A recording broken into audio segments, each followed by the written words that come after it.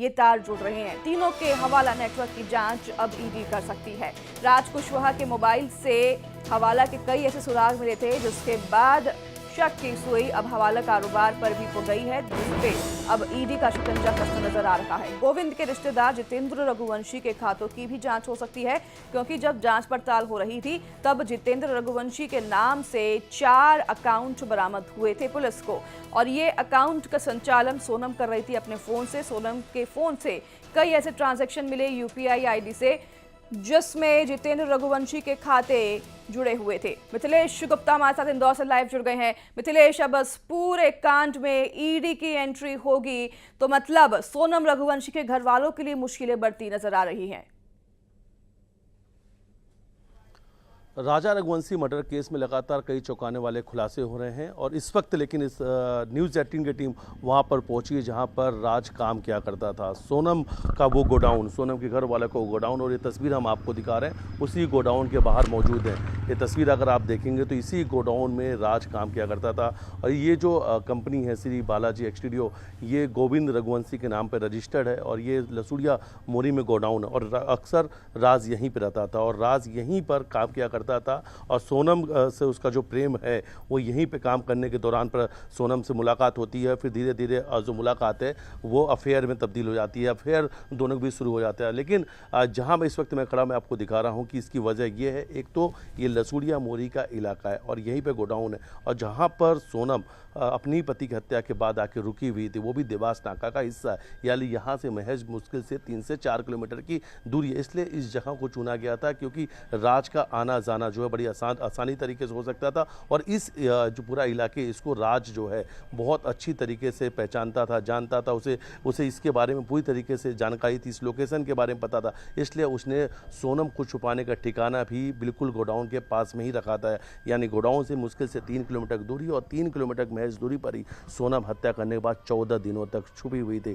देवास नाका के पास में हीराबाग कॉलोनी है, वहाँ पर एक नई बिल्डिंग है, नई बिल्डिंग का काम चल रहा था, अधिकांश फ्लैट बनकर तैयार हो गए थे, लेकिन उस वक्त वहाँ पर इंटीरियर डिजाइन का काम चल रहा था। अचानक से विशाल पहुँचता है, विशाल ने कहा कि मकान मालिक से विवाद हो गया और हमें तत्काल में एक फ्लैट किराए पर चाहिए, और 2 महीने का एडवांस, 1 महीने की रनिंग 51,000 रुपये तत्काल मकान मालिक को दे भी देता है। यानी सोनम को छुपाने के लिए जिस फ्लैट का इस्तेमाल किया गया तो उसमें पहली जो राशि दी गई थी वो 51,000 रुपये की थी। और विशाल जो राज का सबसे खास दोस्त है, विशाल उर्फ विक्की चौहान, उसने ही उस किराए पर उस फ्लैट को लिया था, और 51,000 रुपये विशाल ने दिया था। और ये भी बात सामने आ रही है कि जब विशाल फ्लैट लेने के लिए पहुंचा था तो राज भी उसके साथ मौजूद था। लेकिन ठीक है, बड़ी खबर सामने आ रही है। मिथिलेश, बहुत धन्यवाद आपका तमाम जानकारी साझा करने के लिए। इंदौर से ये बड़ी खबर आपको बता दें, राजा रघुवंशी हत्याकांड से जुड़ी एक और खबर।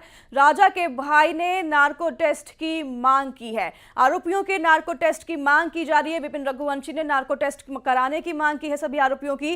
राज और सोनम के बार बार बयान बदलने की वजह से नार्को टेस्ट की मांग की जा रही है। विपिन रघुवंशी ने नार्को टेस्ट कराने की इन आरोपियों की मांग की है, खास तौर पर सोनम और राज कुशवाहा के नार्को टेस्ट कराने की मांग विपिन रघुवंशी की तरफ से उठी है।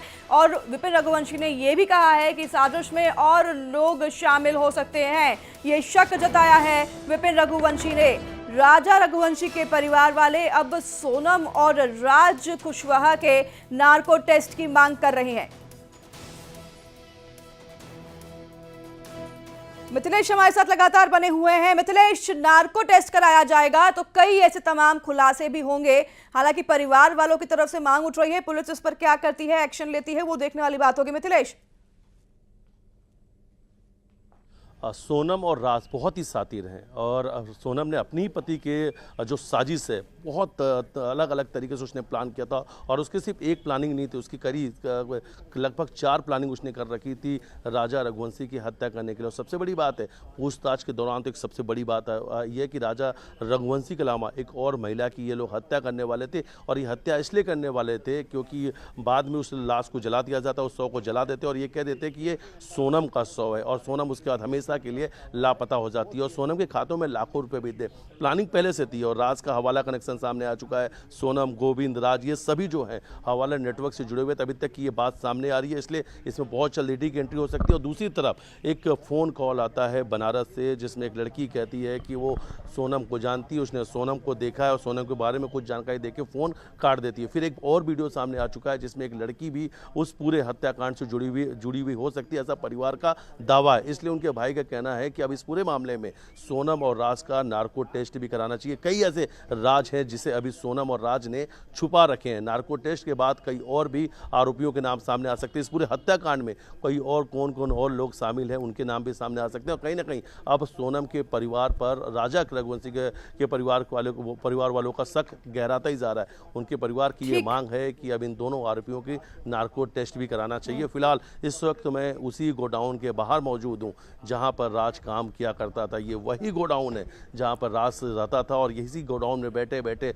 उसने राजा रघुवंशी के हत्याकांड की साजिश रची। सोनम से लगातार बातचीत कर रहा था और ये पूरी जो गोडाउन है ये उसके भाई, सोनम के भाई गोविंद रघुवंशी के नाम पर रजिस्टर्ड है और राज यहीं पर सोनम के घर में काम किया करता था। और छुपाने का ठिकाना भी यहाँ से महज 3 किलोमीटर दूर देवास नाका के हीराबाग कॉलोनी में रखा गया था। एक ऐसी बिल्डिंग जहाँ पर ना कोई आता ना कोई जाता, ना शुरुआत में सीसीटीवी थे, ना कोई सिक्योरिटी गार्ड। लग्जरी फ्लैट चाहिए था। सोनम को हर एक मोमेंट पे हर एक राजा रघुवंशी से जुड़े अपडेट को देखना था। और सबसे बड़ी बात सामने आई है कि हत्या करने के बाद वो इंदौर पहुंचती है और अंतिम संस्कार अपने पति की, जिसकी उसने हत्या की साजिश रची थी, अंतिम संस्कार भी उसने टीवी में बैठकर एक एक तस्वीर देखी थी। यानी उसने पहले ही कह दिया था मुझे ऐसा फ्लैट चाहिए जिसमें टीवी जरूर होना चाहिए। यानी उसे टीवी में सब कुछ देखना था कि इस हत्याकांड के बाद में क्या कुछ चल रहा है। और 14 दिनों तक वो फ्लैट में से ज्यादा बाहर नहीं निकली। हालांकि कुछ और भी अपडेट सामने आ रहे कि इंदौर में 1-2 जगह गई थी, लेकिन रात के अंधेरों में गई थी। लेकिन प्लानिंग बहुत अच्छी कर रखी थी। और इन सभी सुविधाओं की अरेंजमेंट कर रहा था उसका लवर राज कुशवाहा। बहुत धन्यवाद आपका तमाम जानकारी साझा करने के लिए मिथिलेश। जैसे हमने आपको बताया